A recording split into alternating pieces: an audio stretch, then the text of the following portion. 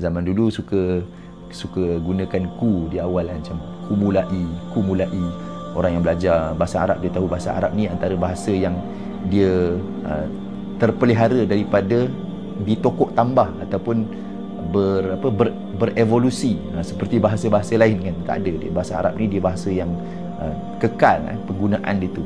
Walaupun hari ini kita dapati negara-negara Arab banyak yang tidak bercakap lagi dalam bahasa asal itu ataupun bahasa baku dia tu ataupun bahasa fusha dia tu, tapi kaedah dia tetap sama, diajarkan dengan kaedah yang sama di mana-mana dunia Arab sekalipun.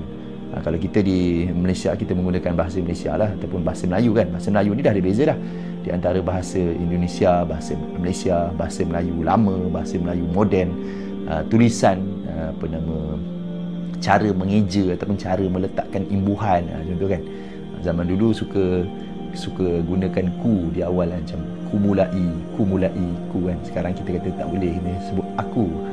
Itu contohlah dalam bahasa Malaysia. Tapi bahasa Arab tak ada macam tu.